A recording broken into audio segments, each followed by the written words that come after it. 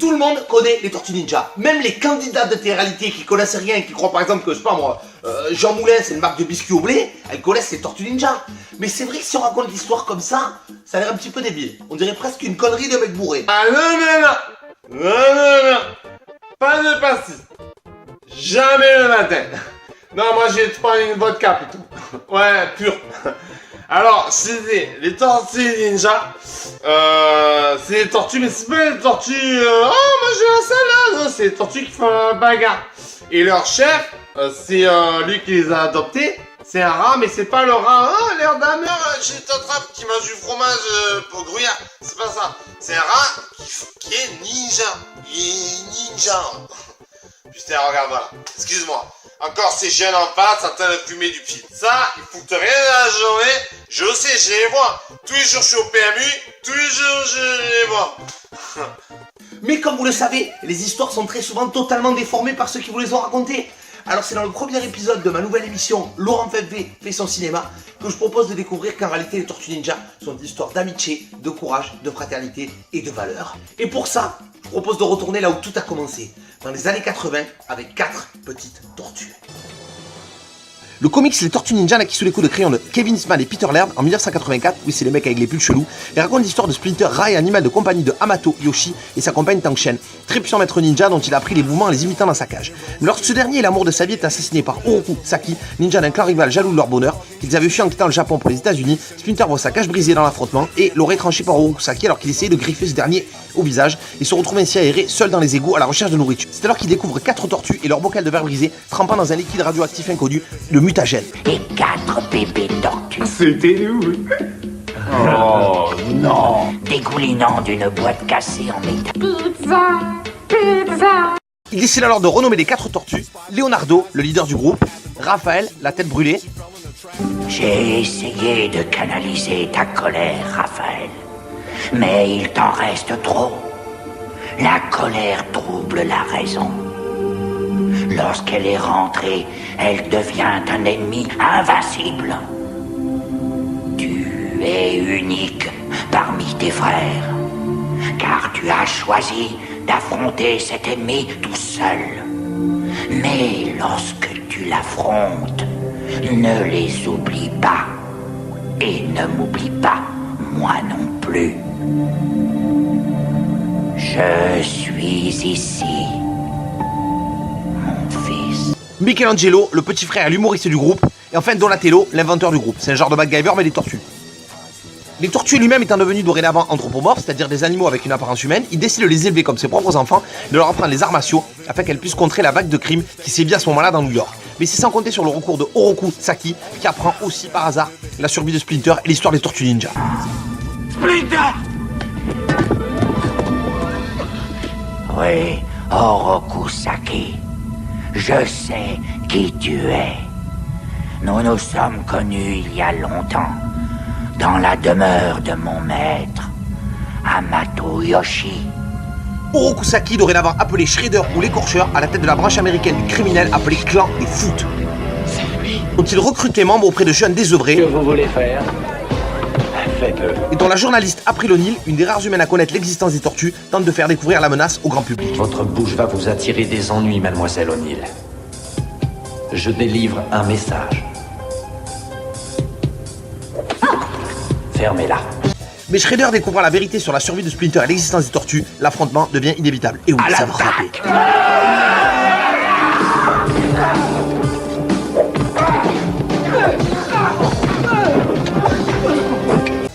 Ils seront bientôt rejoints par Casey Jones, un joueur de hockey obligé de renoncer au sport à cause d'une blessure, décidé à lutter contre le crime en faisant des rondes dans son quartier, et qui apprend par hasard l'existence des tortues.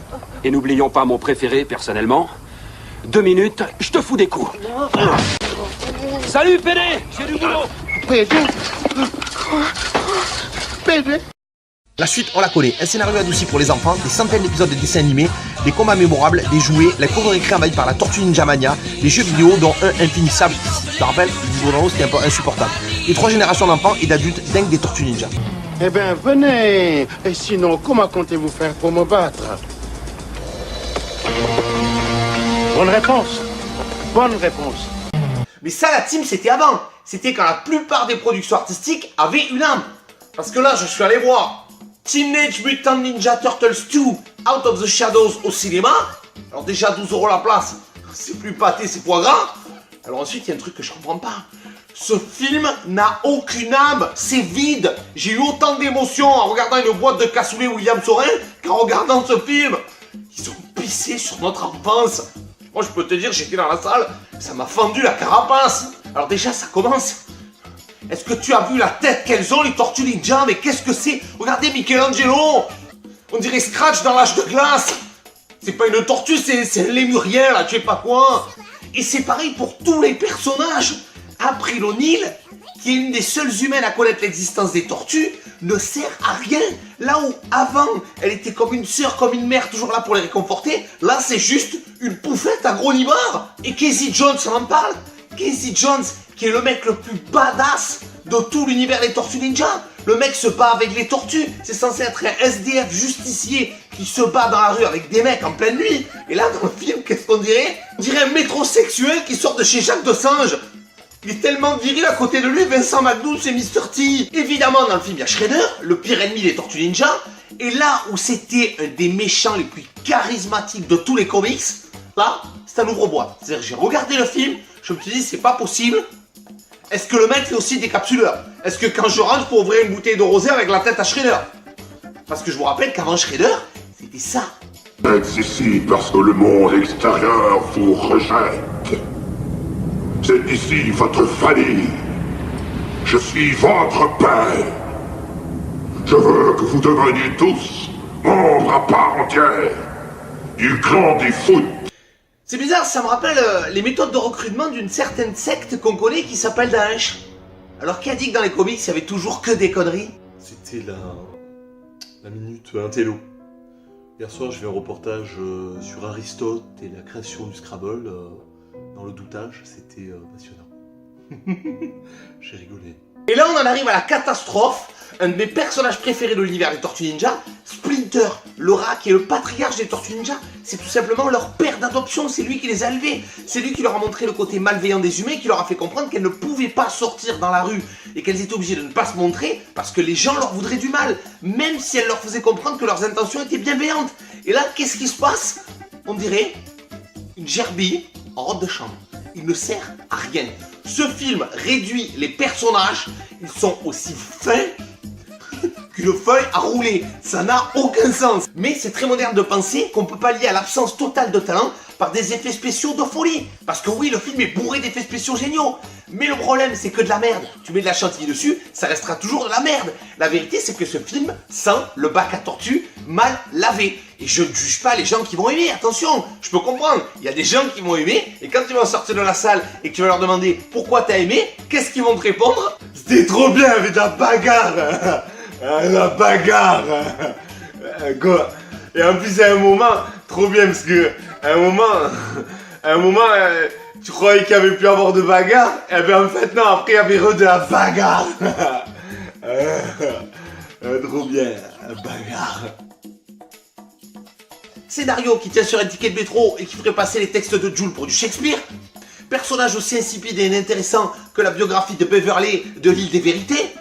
Et la morale, les valeurs, je ne sais pas. À part peut-être dire on fait du pognon avec un titre qui fait vendre, en l'occurrence les Tortues Ninja, sinon je ne sais pas. Alors quand j'ai vu le film, je suis sorti, j'étais tellement écœuré, j'ai eu qu'une envie, c'était me replonger dans l'ancien film pour me rappeler pourquoi un jour, à 8 ans, je suis tombé complètement amoureux des Tortues Ninja. C'est-à-dire les vraies valeurs. Ensemble, il n'y a rien que vos 4 esprits ne peuvent accomplir. Aidez-vous les uns les autres, comptez les uns sur les autres. Et souvenez-vous toujours de la vraie force qui vous lie. Cette même force qui m'a amené ici ce soir. Celle que j'ai le plaisir de vous rendre avec mes derniers mots. Je vous aime tous, mes fils. Et oui, finalement, les plus belles histoires, c'est celles qui nous font enlever nos carapaces et qui nous touchent dans ce qu'il y a de plus beau en nous, c'est-à-dire notre cœur. Alors bien sûr, les interprétations des Tortues Ninja, il y en a eu des bonnes, il y en a eu des moins bonnes, c'est sûr. Mais si ça fait 30 ans que ça dure, je trouve ça pas mal, parce que toi qui es petit et qui regarde ma vidéo, moi aussi j'ai été petit un jour, et je suis super content que tu puisses toi aussi découvrir grâce à ça les Tortues Ninja à ton tour. Allez, salut la team! Et non, en fait, j'étais pas parti parce que j'avais oublié les dédicaces. Alors hier, on a fait un petit concours sur les Tortues Ninja. Et les 3 amis qui ont remporté ce concours, c'est Mariam Skitty, on te fait un petit big up. Tony Sofiane Stark, j'espère que ça va poto. Et Émilie Roche. Alors toi aussi, Émilie, t'as tout niqué, garçon. T'as cartonné. Donc félicitations à vous. On devait vous passer une petite dédicace dans la vidéo. Et voilà, c'est fait. Big up à vous, force à vous. Ensuite, vous savez à quel point j'attache de l'importance à ce que mes vidéos servent un minimum à quelque chose. Donc je vais prendre une dernière minute pour vous parler de 2 associations que je défends en plus des autres. Mais là, aujourd'hui, on va parler de celle-là. La première, c'est l'association de mon ami Sébastien Garcia qui s'appelle Action pour tous et qui travaille, donc ils font tout sur le terrain pour amener des fournitures scolaires, de la nourriture et à boire au Sénégal, au Togo, à Madagascar. Alors, le premier qui me dit oui mais nous on a déjà nos SDF, on pourrait pas mieux s'occuper de la bande. Non, non, parce que quand tu les croises des SDF, tu les enjambes et tu leur dis hé, va travailler, donc ça marche pas. Donc lui, il envoie pas de l'argent, il envoie des fournitures scolaires et il va sur le terrain. Donc ça c'est génial, je vous mets le lien en dessous, je vous laisse regarder, c'est très intéressant. Et l'association de mon ami Maxime, qui s'appelle Wanted Pédo, qui cherche à traquer tous les pédophiles sur le territoire. C'est un travail très dur, un travail de recherche. Je vous mets le lien aussi, c'est une association géniale. Voilà, donc force à eux, ils sont absolument exceptionnels et j'ai eu grand plaisir à les rencontrer. Voilà team, je vous laisse. Kowabunga! Mon fils, je veux plus te regarder des bêtises comme ça, des tortues qui sont des ninjas. Zarma, ils font la bagarre. Les tortues, je vais les prendre, je vais les ramener à Zoo Market, je vais dire j'en veux plus. Et qu'est-ce que c'est cette histoire du l'autre, le rat là? Le rat qui fait comme ça, les coups de pied sautés et tout. Je veux plus te regarder des bêtises comme ça. C'est des trucs pour les hamas, tu comprends pas? Cet arfe-là, comme ça, le rat, il fait des ninjas. Ça va pas ou quoi? Je vais plus jamais te regarder ça. Sinon, je te préviens, je vais te prendre la coquille de derrière, je vais te la casser comme ça. Ça, c'est fait.